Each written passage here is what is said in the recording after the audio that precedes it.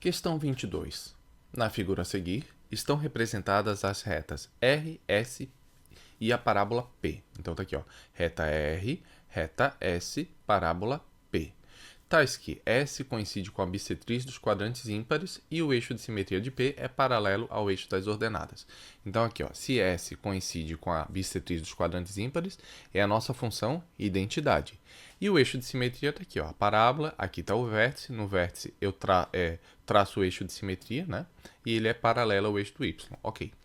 Considere que as funções de domínio reais indicadas por f de x, g de x e h de x são respectivamente representadas por r, s e p. Então vamos lá, vamos dar nomes. A reta R vai ser a função f de x. A bissetriz dos quadrantes ímpares, que é a função identidade, vai ser a reta S, que ele está chamando aqui de g de x. Então, g de x igual a x, que é a identidade. E P vai ser o quê? A parábola vai ser h de x, que vai ser a nossa função do segundo grau. Ok? Então, vamos para o item 1 da questão 22. A parábola indicada por P pode ser representada pela equação y igual a ax ao quadrado mais bx mais c, tá o quê? A maior que zero, b menor que zero, c maior que zero e delta maior que zero. Então esse item, essa questão como toda é uma questão muito elegante, porque ela vai te cobrar conhecimentos de funções, conhecimentos de geometria analítica, sem ter que fazer conta, né? Só para ver se o aluno está ligado com as coisas que acontecem no gráfico. Então vamos analisar o gráfico. A parábola, a parábola, que é uma função do segundo grau, ela vai ser representada por quê? Pela essa expressão aqui, ó, y igual a ax ao quadrado mais bx mais c. O que é isso? É a nossa expressão geral de uma função do segundo grau, tá? Então vamos analisar cada coeficiente, o a, o b e o c. O a, ele está dizendo que é maior que zero. Se o a é maior que zero, o que acontece? A maior que zero, concavidade da parábola voltada para cima. Então tá aqui, ó. A maior que zero, concavidade da parábola voltada para cima. Tranquilo. Se o A fosse negativo, a concavidade da parábola ia ser voltada para baixo. Mas como a concavidade está para cima, logo o A é maior que zero. Ok. Vamos analisar o B. O B eu vou ter três situações. Se o B for menor que zero, negativo, ele vai cortar... A parábola vai cortar o eixo do y na descida, aqui, ó. Então, aqui, ó, a primeira parte que ela está descendo, ela corta o y aqui, ó, no intercepto. Se o b for maior que zero, ele vai cortar na subida, ele vai cortar na segunda parte, que não é o caso. E se o b for igual a zero, o eixo de simetria da parábola, ele coincide com o eixo y, ou seja, a parábola vai ser simétrica, que é o eixo do y.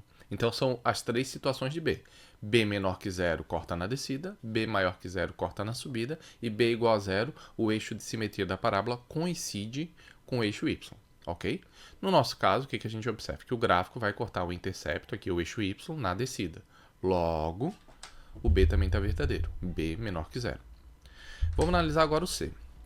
C é o nosso termo independente, que é o intercepto, que é quando o gráfico vai cortar o eixo do y, certo?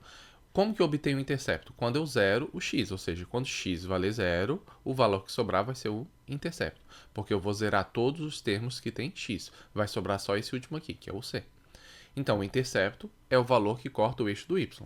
Eu olhei aqui no gráfico, o que eu vejo? O y está sendo cortado aqui embaixo, ó, entre o terceiro e o quarto quadrante.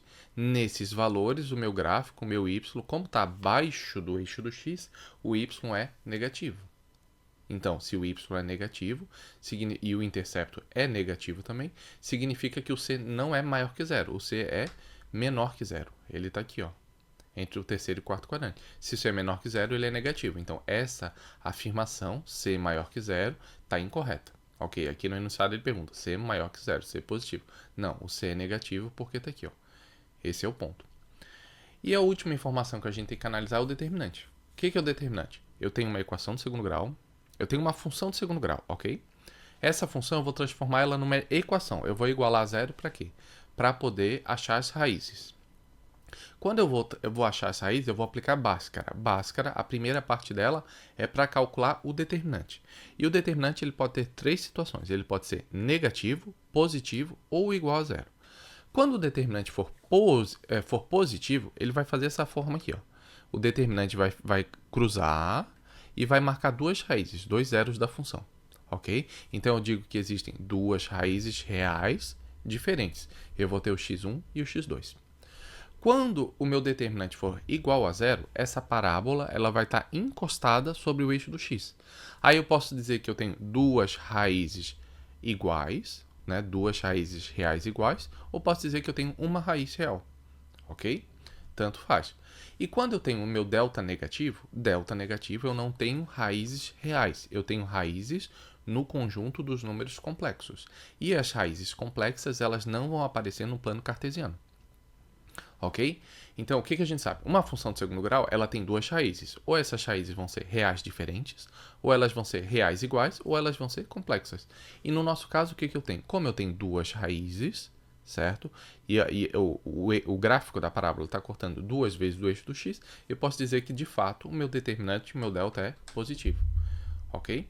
Quando o delta é negativo, o que vai ficar? Vai ficar a minha parábola pairando aqui, sobrevoando, sem cortar o eixo do x. Quando o delta é igual a zero, ela encosta no eixo do x.